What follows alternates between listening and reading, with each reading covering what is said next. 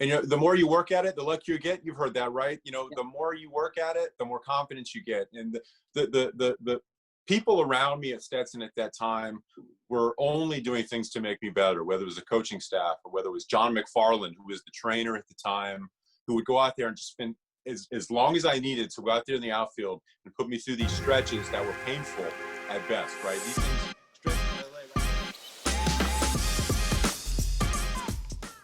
Good morning, Hatter baseball fans, and welcome back to the best 45 minutes of the week.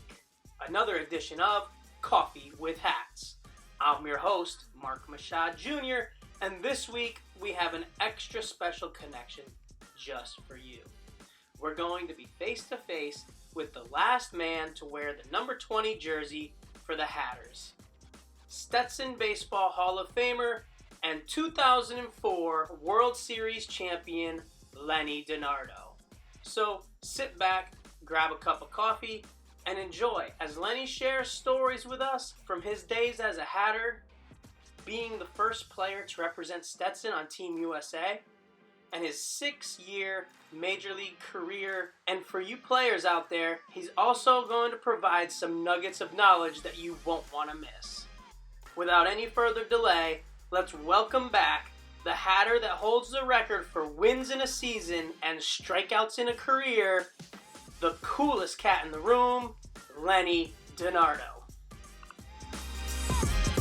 It's a real thrill for me to be here. Like, hey, who's better to reach out to than players who have had their numbers retired? What does it mean to you to have your number retired? It's an incredible honor. I tell you what, because, coming from a small town, north central Florida, rarely breaking a pane of glass with my fastball, to go out there and contribute at the D1 level, the collegiate level, and go out there and have success and learn so much under the coaching staff that I had at Stetson University and help them succeed as much as we did at that time was an incredible honor. And it was unexpected when I did get the phone call that they were retiring it. So it's something that I still get chills thinking about. Awesome. Yeah. And I can't even imagine what it's like getting that phone call. It probably just takes you completely off guard. Oh, absolutely. Absolutely. And, my first year at Stetson was the first year that they had the new ballpark. When I was on my recruiting visit, the old field was 180 degrees turned. It was, I remember, steel benches that were just old and kind of, algae stained and whatnot. And my freshman year, our crop of students that just came in, we were the first group to actually pitch in that park. And it felt like it was just state of the art at the time. And I know they've made some renovations since then, because it's 22 years past that.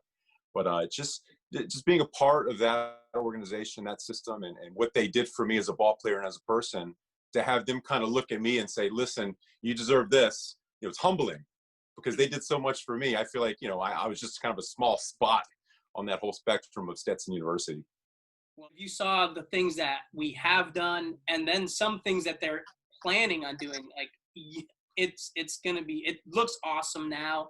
And if we're able to move forward with all the things that we have in line to do, it's just going to be unbelievable. Yeah, I'd love to take the family back. We're living up in Rhode Island right now, so it's a little bit of a trip, but my folks are still in Gainesville, Florida, just north of Gainesville. And I tell you what, we're going to make a special trip next time I get back home to visit them. Awesome. And so I kind of forgot to kick this off. It is Coffee with Hats. You do have a hat on. I really appreciate you, wearing the hat. And I rarely wear hats these days. I just don't wear them, But my two options that I have in my den right now are it's a Dennis Eckersley wig hat. It's got the hair inserted as a giveaway at Fenway Park, or my Pete Yorn, he's one of my favorite musicians, a Pete Yorn hat. So I went with Pete today. Oh, I love it. God, like the Dennis Eckersley hat, maybe another interview. That's another. Yeah. We'll bring that one out next time. I lost the mustache part of it. I don't know where that went. I think one of my kids took it. Oh man! And speaking of mustaches, I actually came across an interview that you did where you had a mustache, and I was like, okay. I didn't know. I thought I knew what we were gonna have coming into this interview through some of the past things I had seen on you. And then I saw the mustache, and I was like, oh, hey, we'll see what happens on this interview today. See what. So I had a quote unquote quarantine beard. Everybody was growing the beard. Just you're not really going out very often, so I was growing the beard. And for me, if I have a good beard, something I worked really hard at, right? I can't just shave the full beard. I got to leave something, whether it's a goatee, some pork chop sideburns. And this time I went with the mustache, and I just happened to have a segment at Nesson, and he said, you know what, I'm leaving it. I don't even care. But what finally made me shave it is my wife was going to kick me to the curb. She says, listen, you got to shave that thing or take your stuff, go down to the couch. You're done. So I had to. It was ugly. It was ugly. Awesome. And so, yes, that was my next thing. The coffee mug, repping Fenway Park. That's what we're working with today. Yeah. And I've got a special blend this morning. I have no idea what kind of coffee, whatever we picked up at the store, but splash of milk with a little spoonful of collagen peptides for your broad spectrum amino acids. Got to stay in shape. I'm 40 now, so that is keep moving. The most intense cup of coffee we've had on the show yet. Impressive. I recommend it. The stuff tastes really bad, but if you put in coffee, it just takes a little bit of that away. Hey, Hatter fans. Before we talk with Lenny about how he made adjustments to each level throughout his career, we want to take a brief timeout to let you know a date has been set for the Stetson Baseball Golf Tournament, and we would love to have you join us. This year's golf tournament will be held at the beautiful Alaqua Country Club once again, and it's going to be on January 25th and is a 4-person scramble. This is a fun event that helps support the Stetson baseball program. And if you are interested in a sponsorship package or reserving a foursome, please contact me, Mark Mashad, at mmashad1@stetson.edu. That's MMICHAUD, the number 1, at stetson.edu. And I would love to work with you. Okay, so let's jump right back into it on making adjustments with Lenny DiNardo. It's so difficult to make it to the next level, first of all. So if you don't make some sort of adjustment, whether it's learning a new pitch or being successful more oftentimes than not, you're going to get passed over. So if you look at a collegiate team, how many of those guys are going to get drafted? There's a few guys, maybe, right? And out of those guys that make it to the minor leagues, how many of those guys in A-ball are going to make it to Double-A the next year or go from low A to high A? There's a few, maybe. Some guys are going to stay back. Some guys are going to get released. So if you want to make it to each level, single A to Double-A, Double-A to Triple-A, and so on, you're going to have to do something to stick out, right? So, the best thing you can do is go out and get outs. I don't care how hard you throw, what pitches you throw. If you go out there and the back of your baseball card shows great stats, somebody's going to take notice. They're going to say, okay, this kid can contribute. So for me, it was to go out there, compete every day with what I had. Don't go out there and try to do more than I knew I could take care of. Because, in A-ball, you've got guys throwing 100 miles an hour from the Dominican Republic or Venezuela or Southern Georgia, wherever it is. These guys are throwing 100 miles an hour. Some of them have no idea where it's going. I don't want to go out there and do that because I have no chance of that. So for me, it was hitting spots, making the ball move, changing speeds, changing eye levels, making guys uncomfortable with my 88 to 90, right? Which isn't necessarily hard, but if you put it in the right spot, it can be effective and you can set up pitches down the road further in that at bat. So it was just basically doing what I knew I could do on the mound, not going outside of my capabilities, and it ended up working out. I was in the Mets organization for 3 years prior to the Red Sox, and prior to that, I pitched at Stetson, and each level I learned a ton. What was it like coming in as a freshman into Stetson and then making adjustments, which I believe you had? He's now the pitching coach of the Cincinnati Reds, and when you were here, Derek Johnson was your pitching coach. I see you got the book behind you. Yeah, incredible book. Incredible. Yeah. So this is my pitching, my baseball section right here. I got a bunch of other stuff, but this is the reference book right here that I go to for all you young pitchers out there. If you can get this book, it's where it's at.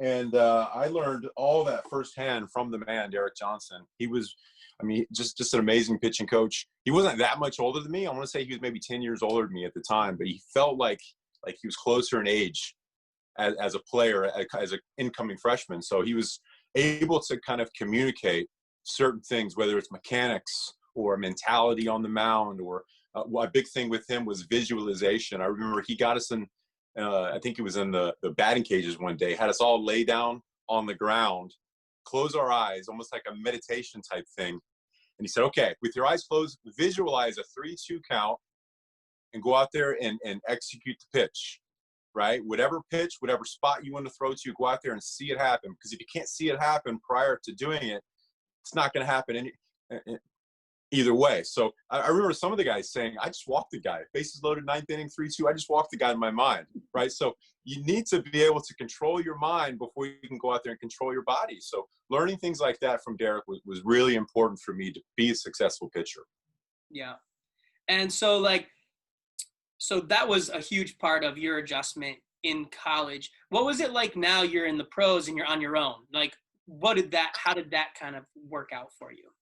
Well, it was a learning process, just like anything else. And, you know, when I was at Stetson, that was my first time actually kind of being on my own. I came from Gainesville, Florida, just north of Gainesville, Florida, and never really had any experience of living without my parents taking care of me, doing the laundry, making breakfast for me, and things like that. So at Stetson University, I had to take care of a lot of those adult things myself, right? Whether it's time management with school, or getting my early work in with baseball, getting my workouts in, all the stuff that, you know, I had someone kind of standing over me, my dad or my coaches in high school, saying, all right, let's get this done on the field, or make sure you get your homework done tonight at home.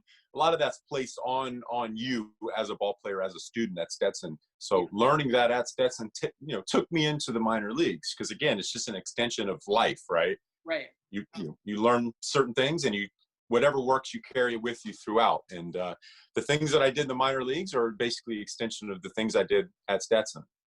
Awesome. No, that's great. And you talked about, I saw in a previous interview where you had been with somebody about how, like, certain things that you did, like, in adapting to grow. And I was hoping that maybe you could talk a little bit about the things that you adapted to your game moving on at that next level.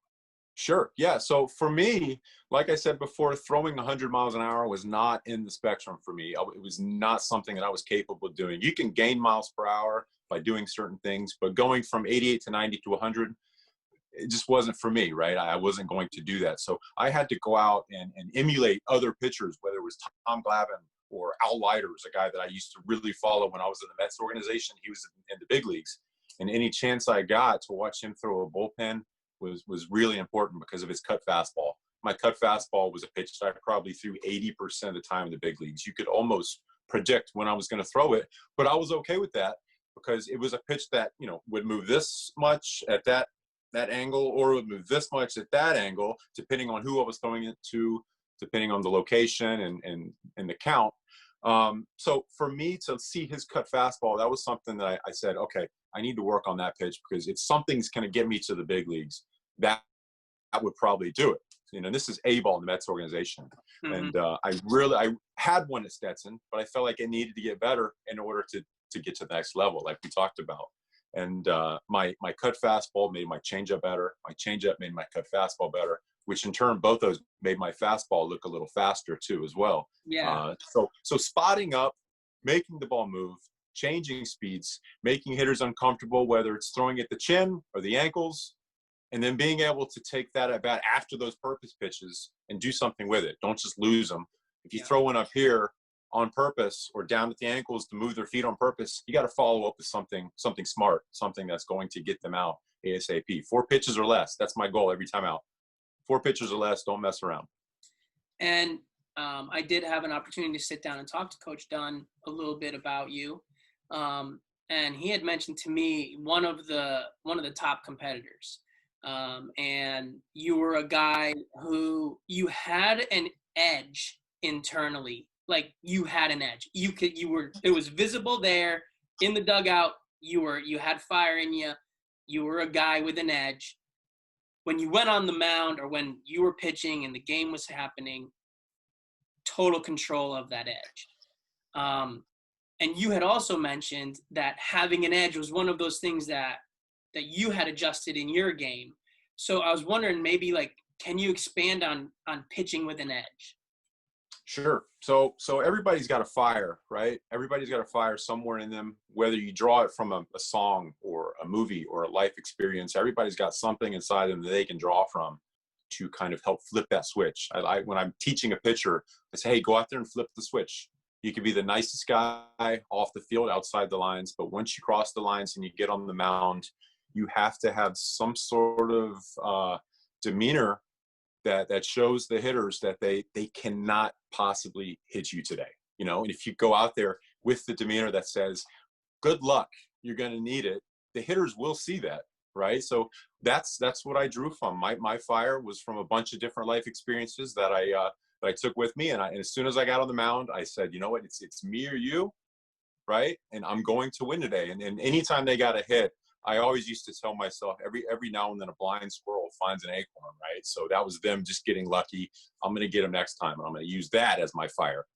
You hitting the ball off me, hitting the double off the wall, good luck next time, because you'll probably see when I'm here, right? That's this old school mentality that I felt like I needed to use to be successful. And, some guys have really, really, really good stuff, and they might not need to. They can go up there and smile and throw the ball 95, 98 miles an hour by people. But again, that wasn't my game. So I needed to have a little edge. And my mentality on the mound was one of those things that helped get me through. And that kind of leads me flawlessly into a little quote that Coach Dunn had given me. I don't know if he was giving it to me as a direct quote, but he had mentioned this in talking to him, talking about guys with really, really, really good stuff. With all due respect to all of our alumni, like, we have Jacob deGrom's out there, Corey Kluber's out there, Cy Young Award winners. And when I had asked Coach Dunn about you, he said, if we had to win a conference game tomorrow, I'm going to Lenny DiNardo.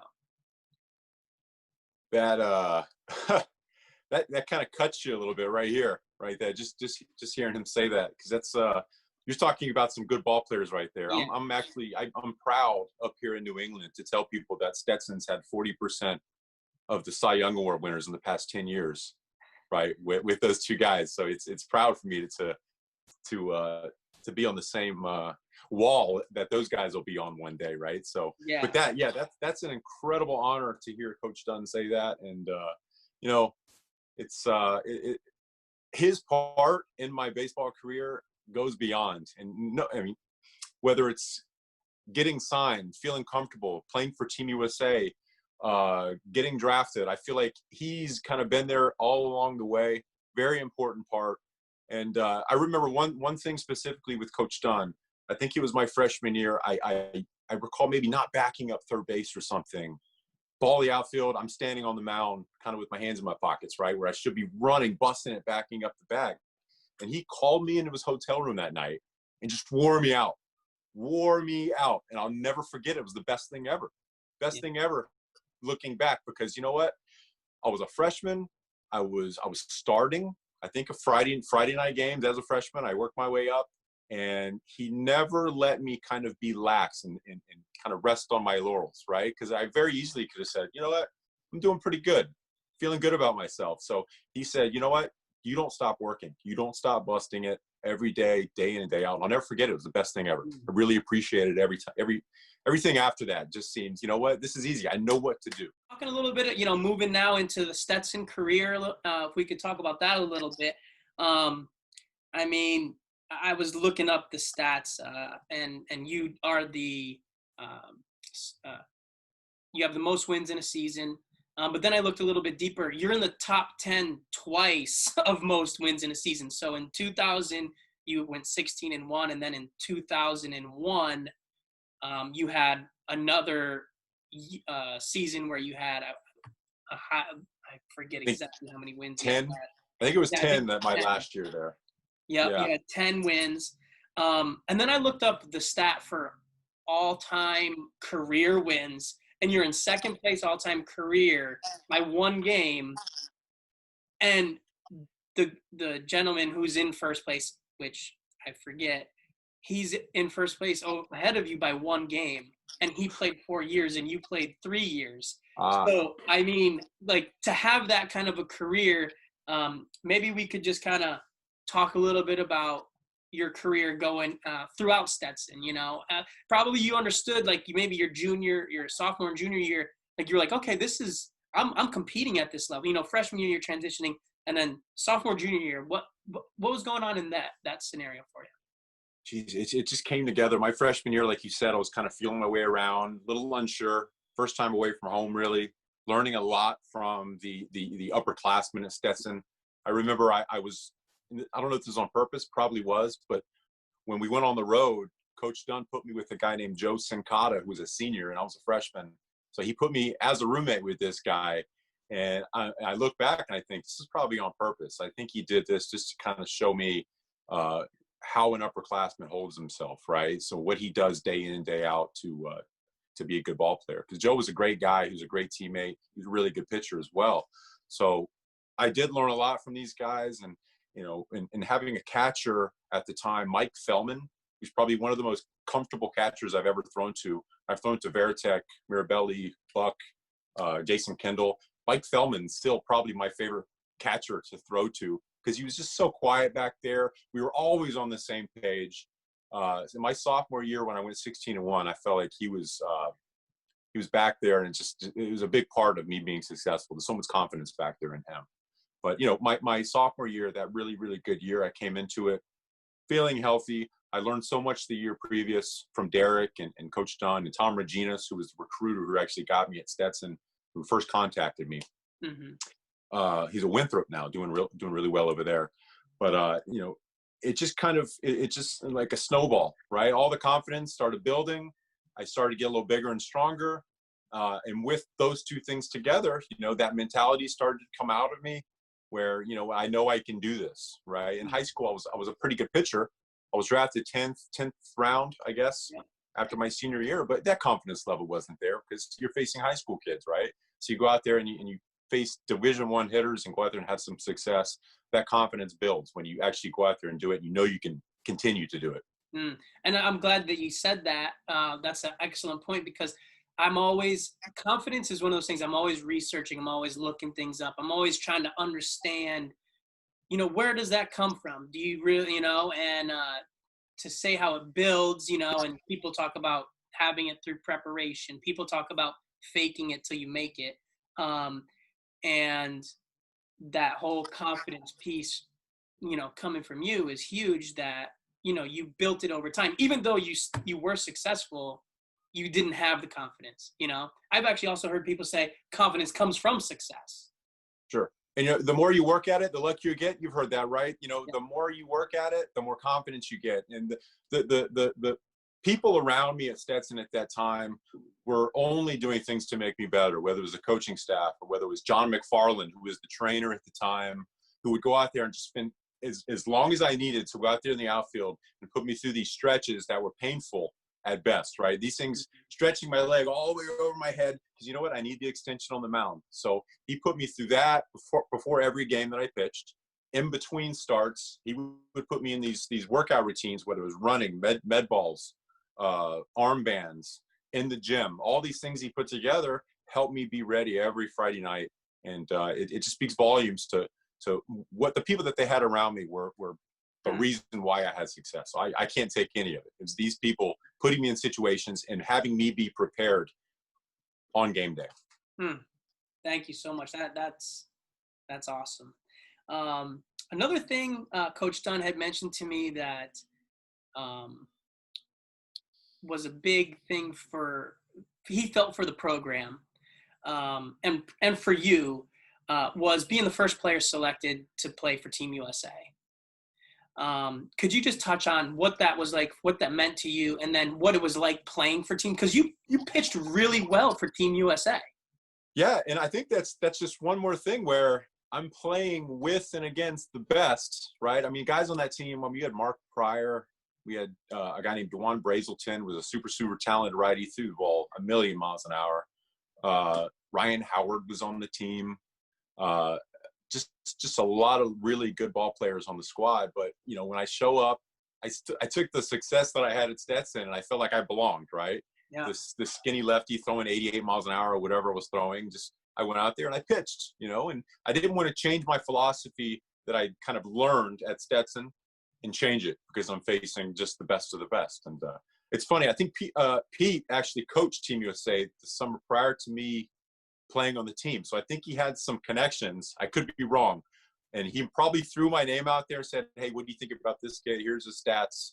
And ended up trying out after the season in 99, my freshman year, made the club. And then I played again for a second year in 2000. And I signed with the Orleans Cardinals in the Cape prior to me making the team. And I'm in the program, actually. I have people say, like at Fenway, people say, I've got a program from Orleans and you're in it.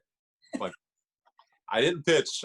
I was signed to pitch there, but I never actually threw a pitch for the Orleans Cardinals. But I guess I'm kind of an alumni.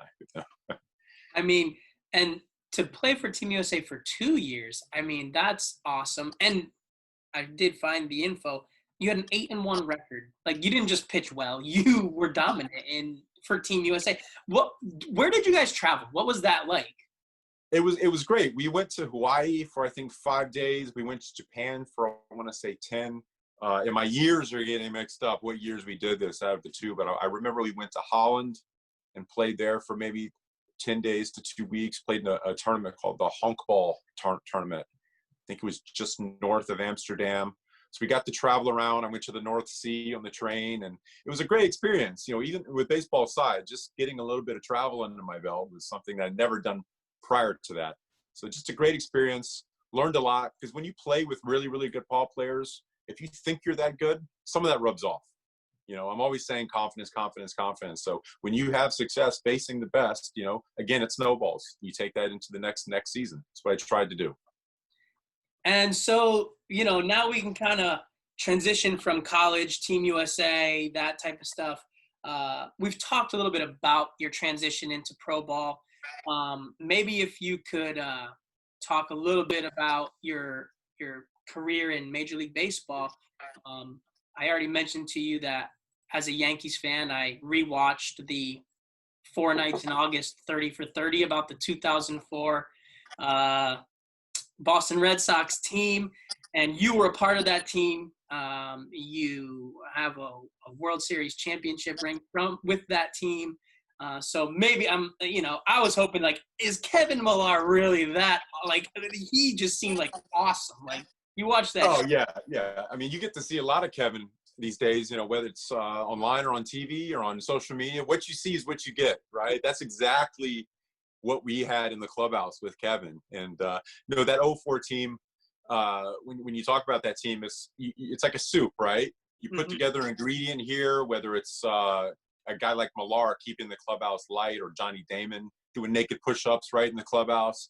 These are guys that keep it light. And then you got guys like Gabe Kapler, who's kind of a silent leader, right? Doesn't talk a lot, but when he does say something, you kind of listen.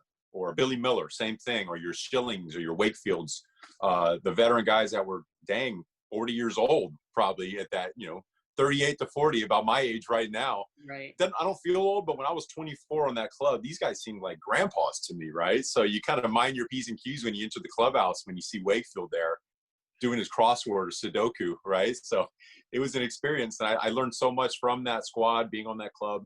I still have a lot of lasting friendships. I still talk to guys today. Euclid was my roommate. We actually got hazed together as rookies. We were. I'll tell you a quick story. We're in Toronto. I think it was a 1:00 game, so we have to go through customs to get to Tampa for tomorrow's game, right? Mm-hmm. And after the game, Kevin and we go to the clubhouse, and our clothes are gone. But instead, there's 2 Hooters outfits, one in mine and one is his, extra small. I still have it around here somewhere. I don't know.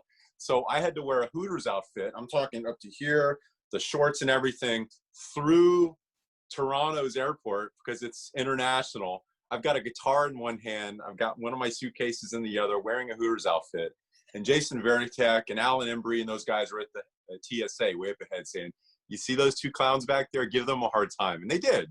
I don't think they were going to let us through, but they finally did. And I didn't see my clothes till the next day.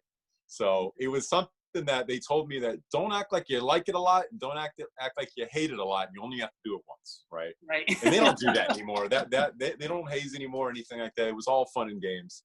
But Kevin and I went through that together, both Hooters waitresses at the same time. So that might have been unintentionally one of the best pieces of advice ever given on Coffee with Hats. Of don't act like you like it too much, and don't act like you don't like it too much, because like there's ribbon that goes on all the time, all over the place, and you're always getting tested that way. So that little nugget right there, that's some of the gold dust of this interview. It was all fun and games. All fun and games. Yeah. Moving to the field. What was your first start? Let's get that visual out of my dome right now. Let's move to the field. What was it like with your first start? Because your first start was pretty crazy. Yeah. So it was sometime in April. We were in Old Yankee Stadium. I think it was a blowout. So ninth inning, Derek Lowe started, threw the ball pretty well, probably 9-2, 11-2, something outrageous in our favor. Phone rings. I'm in the bullpen. Nobody's moving, right? They know who it's going to be because the situation presented itself to get me into a game where I really can't do too much damage, right? The first time out, you really don't know what's going to happen. Am I going to freak out? Am I going to go out there and get it done? So phone rings. I'm warming up. The Yankee fans are just wearing me out because they know their stuff, right? They got programs right there. They know where I've been my whole life. And they're saying, go back to Pawtucket, this and that, just yelling everything at me. I'm trying to block it out, tunnel vision, just see the glove, throw strikes. I'm running out to the field. I can't feel my legs, right? Because you feel like you're in this gigantic bowl where the lights are so bright you can't see anything. I just don't want to trip. I get to the mound. Doug Mirabelli's catching. Tito Francona hands me the ball and said, go get him, kid. Goes back to the dugout. I'm warming up. I couldn't tell you if I threw one strike warming up. Just the nerves were off the charts. I didn't know who I was going to face at this point, right? Because I'm a nervous wreck. So I get on the mound. Gary Sheffield walks into the box. And I'm just like, oh, my gosh, this is not going to go well. Remember all that confidence we were talking about before? Yes.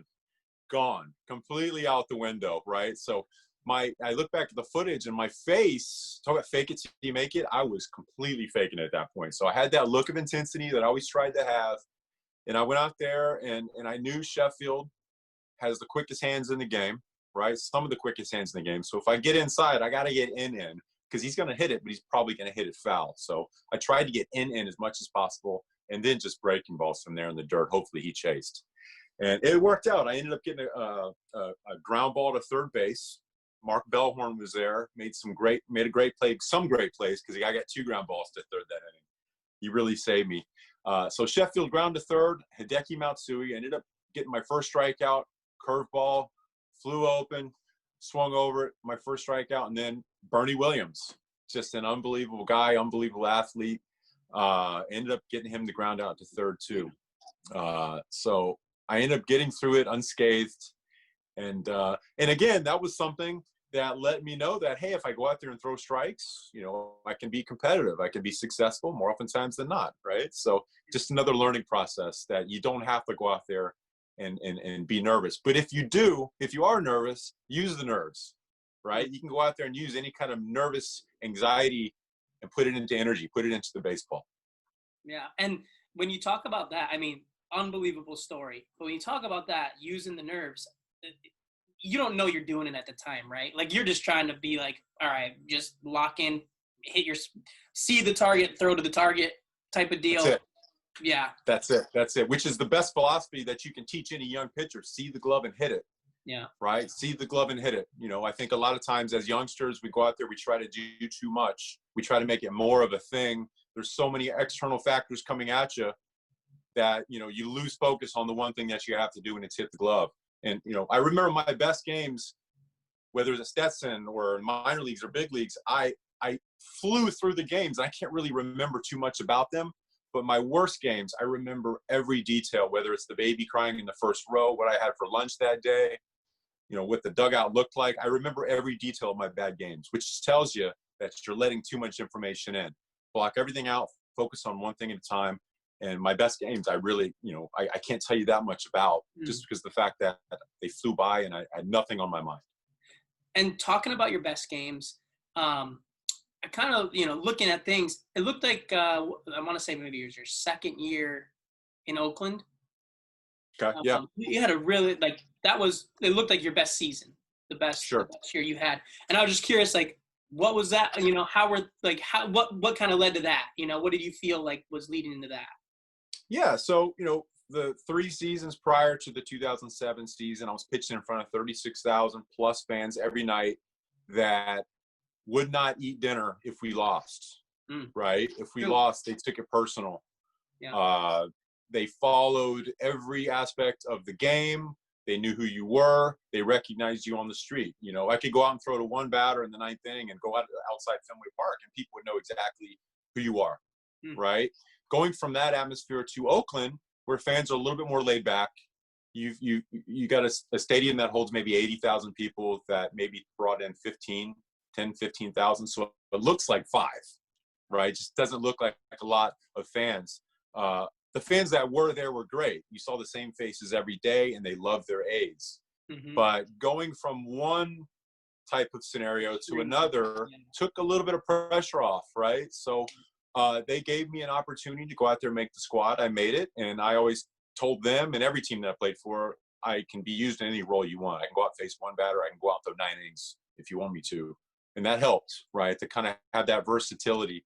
And I did that year. I remember I had 15 relief appearances, 20 starts. I think 2 of my relief appearances might have been 6+ innings. Just kind of come in the 2nd inning when the starter gave it up and keep going until you get shelled, right? Yeah. So it was basically take an opportunity and run with it. That was kind of what I did. And stemming from an atmosphere that allowed me to go out there and be successful after a couple of years of being in really, really high pressure situations. It wasn't so stressful going out, and taking the ball every 5 days helps, right? When you're a bullpen guy, you don't know if you're going to pitch that day. So you come to the ballpark prepared every day, which can be physically and mentally taxing. Yeah. And when I was in Oakland, I got 20 starts, and 5 days in between, what you're doing that day, whether it's workouts or throwing program or the mental part or scouting the next team you're facing. So could be a little bit easier. When some people like bullpen, some people like starting. I liked starting, but I was more than happy to be in a big league uniform if it meant me going out there and pitching late the ball game out of the bullpen. Awesome. We'll go into the final segment here. I know this has probably gone a little longer than we thought, and I love it. I'm having a blast. Right. This is awesome. I'm really, really enjoying this. And we're going to go into the final segment called 3 Strikes. It's just, 3 kind of quick hitters. They can be as quick as you want the answers to be. Okay. And first question in 3 Strikes. What is your favorite Stetson baseball memory or moment? Well, there's so many, right? But I would say there's a couple. My first outing, you remember your first big league outing. I remember my first collegiate outing because it was at the University of Miami facing a bunch of studs. I think they won the World Series that year, and my junior year, if I recall. So going into that atmosphere where it's close to a big league atmosphere, if you think about it. The Miami Hurricanes, they draw a lot of fans. I'm a 19-year-old freshman coming in. I think I went out and threw 5 innings, maybe 10 strikeouts that game. So that was something that stuck with me because it was another thing that let me know that, hey, I deserve to be here. I can go out and do this. And number 2 was facing University of Florida midweek. I was scheduled to pitch Friday night. This was a Wednesday. I threw a bullpen prior to the game, so I got all my work done. I'm probably in tennis shoes and a jacket at the time, but we were ahead. Florida was coming back, and the backstory to this is I grew up just north of Gainesville. I was in their backyard, and I was recruited by Florida, actually. Okay. And at the time, I had my my scheduled visit, they say. I was going to go watch Vanderbilt's football game against Florida and go tour the campus and whatnot. And they ended up calling me and saying, you know what, we just signed a lefty from Daytona Beach. Don't bother taking your visit. We're going to cancel the visit on me. which is devastating to a guy that grew up going to University of Florida to watch baseball games with his dad ever since I was 7 years old. It's devastating, right? So to go into Florida and have an opportunity to pitch against the Gators when there was a little bit of an animosity because of what happened prior, the year before, 2 years before, whenever it was great. So I ended up going in there and pitching well, and ended up making my Friday night start. So pitching in that stadium, which they just tore down, actually. I just saw it was kind of sad because I have a lot of memories as a kid watching games there, the Keaton Stadium. But that was a great memory for me to go out there and pitch in front of that crowd. And for you to get in that game, a lot had to happen, because from what Coach Dunn, actually, when I was talking to Coach Dunn, that was one of his favorite memories of you also, just to kind of share that, or one of his most memorable games, with you. Sure. And that game was, he told me, he's like, we just came out, we're scoring 2 runs. The next inning, 3 runs, 2 runs, 3 runs. It was like 17-0.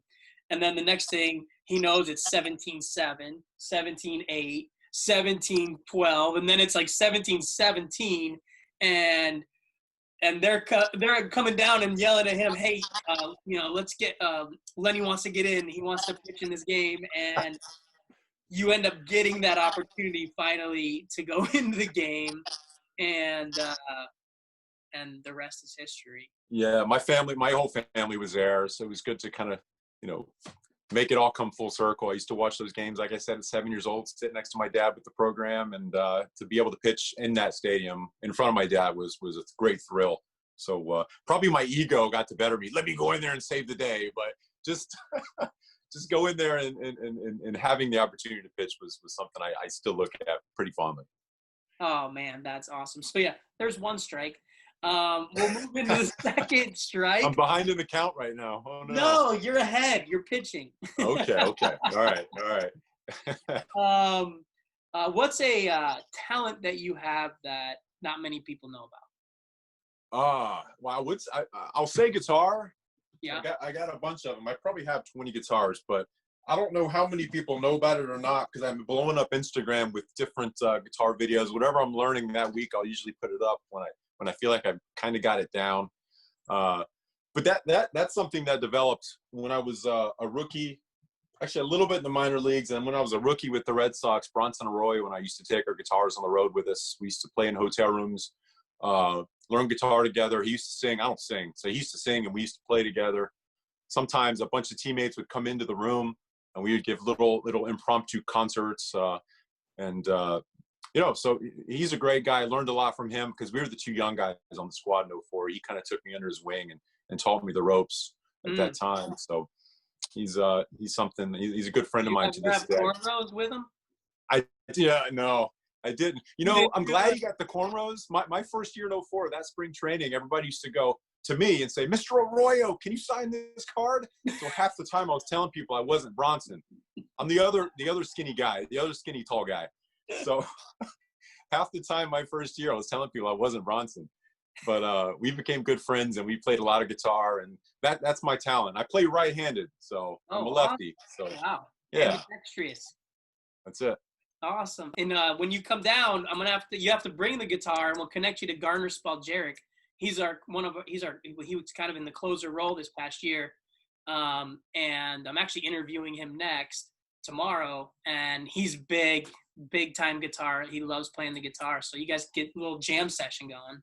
I love it. And a little tidbit, because I play right-handed, one thing I noticed when I really started to get into it is the dexterity, the flexibility, and the strength in my fingers actually increased. So when you talk about movement, pressure points, making the ball spin certain ways, prior to playing the guitar, it was a hand throwing the baseball. After playing guitar, I noticed that, okay, each finger had its own individual life. I can do something with this finger more than this finger, and it actually helped me get more spin and make the ball move, which is a big part of my game. Interesting. Well, pick it up, if you're a young baseball player out there, pitcher, pick up the guitar. That's you got to play opposite of your throwing. That's it. Awesome. All right. So that'll bring us to strike 3. And this is kind of a 2-parter. Who's your favorite artist? I think we kind of see that. I don't know. Maybe it's different. Who's your favorite artist, and what's a song that gets you going? So yeah, I told you before I'm wearing the Pete Yorn hat. If you haven't heard of Pete Yorn, check out his albums. He's been going for close to 20 years, I think, if not more. Great songwriter, great music. I like him. I like Nada Surf, the Lemonheads, the Pixies, bands like that, kind of the rock alternative rock scene. But the song that I used to run from the bullpen to the mound at Fenway and in Oakland was a song called "Where Is My Mind" by a group called the Pixies. If you've ever seen the movie Fight Club, it's the song at the end of that movie when all the buildings are falling. That song, "Where Is My Mind," comes on, and the song always got me pumped up. And it's something that I still listen to, and the adrenaline starts to flow. It's kind of Pavlov's dog. If I hear it on my iPod, I feel like I'm back on the rubber, about to go face hitters again. So, oh man, it that's gotta stayed be with a me. cool feeling. Absolutely, absolutely. Oh, that's so cool. Well, that is going to be added to the Hatters BP lists for sure. All right. Lenny, this has been better than I could have ever imagined. Thank you so much for your time and for your openness with everything about you and your career and all that. Yeah, thanks for having me. I appreciate you having me on. It's been a lot of fun. Awesome. Thanks, Lenny. Absolutely.